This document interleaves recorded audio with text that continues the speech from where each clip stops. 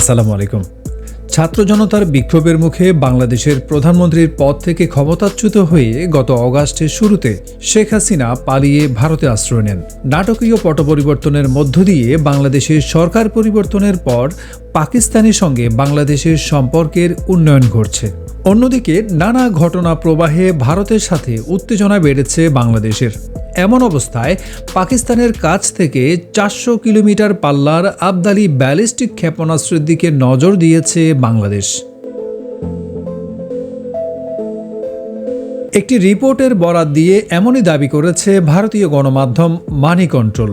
প্রকাশিত এক প্রতিবেদনে সংবাদ মাধ্যমটি দাবি করেছে, স্বল্প পাল্লার আবদালি ব্যালিস্টিক ক্ষেপণাস্ত্র সরবরাহের জন্য বাংলাদেশ পাকিস্তানকে অনুরোধ করেছে। যদিও প্রতিবেদনে এ বিষয়ে বাংলাদেশের কোনো বক্তব্য তুলে ধরা হয়নি। পাকিস্তানের হাতব-2 নামে পরিচিত এই ক্ষেপণাস্ত্রগুলোর পাল্লা ৪০০ কিলোমিটার। ভারতীয় প্রতিরক্ষা গবেষণা সংস্থা ইন্ডিয়ান ডিফেন্স রিসার্চ উইংয়ের এক প্রতিবেদনে বলা হয়, ঢাকা এই ক্ষেপণাস্ত্রগুলো ভারতের বিরুদ্ধে প্রতিরোধ হিসেবে ব্যবহার করতে চায়।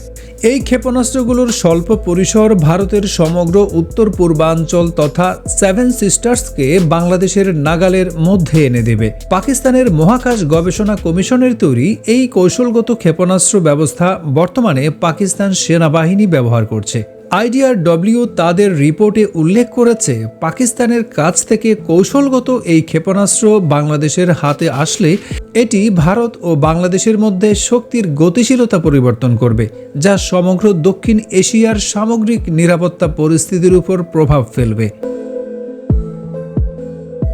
রিপোর্টে আরও বলা হয়েছে, আবদালি ক্ষেপণাস্ত্রের পরিসর সীমিত হলেও বাংলাদেশ এগুলো মোতায়েন করলে তা এই অঞ্চলে ভারতের সামরিক অবস্থানের বিরুদ্ধে প্রতিবন্ধক এবং পাল্টা জবাব দেওয়ার মতো উপাদান হিসেবে কাজ করবে। এমন একটি খবর ভারতের জন্য কি হুমকি? দেশটির প্রতিরক্ষা বিশেষজ্ঞরা মনে করেন, দুটি কারণে এই ক্ষেপণাস্ত্র বাংলাদেশের কাছে বিক্রি করতে চাইছে পাকিস্তান। প্রথমত, ভারতের সঙ্গে বাংলাদেশের সম্পর্কের অবনতির সুযোগ নিয়ে এই অঞ্চলে প্রভাব বাড়ানোর চেষ্টা। আর দ্বিতীয়ত, আবদালি ক্ষেপণাস্ত্রের যে পরিসর, তাতে ভারতের যে সেভেন সিস্টার্স বা উত্তর পূর্বাঞ্চলীয় 7 রাজ্য রয়েছে, সেগুলোর বিরুদ্ধে এটির ব্যবহার খুব সহজেই করতে পারবে বাংলাদেশ। ফলে বিষয়টি চিন্তায় ফেলে দিয়েছে মোদির ভারতকে। পাকিস্তানের প্রতিরক্ষা মন্ত্রণালয়ের তথ্য মতে, স্বল্প পাল্লার ব্যালিস্টিক ক্ষেপণাস্ত্র হাতব-2 বা আবদালির ওজন 1750 কেজি।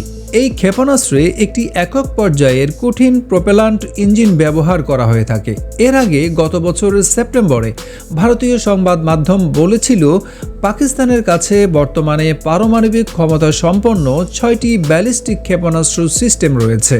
এর মধ্যে রয়েছে আবদালি বা হাতব-2, গজনভি বা হাতব-3, শাহিন 1A বা হাতব-4, স্বল্প পাল্লার স্ট্রাইক ক্ষমতাসহ নাসর বা হাতব-9, মাঝারি পাল্লার ঘৌরি বা হাতব-5 এবং শাহিন 2 বা হাতব-6।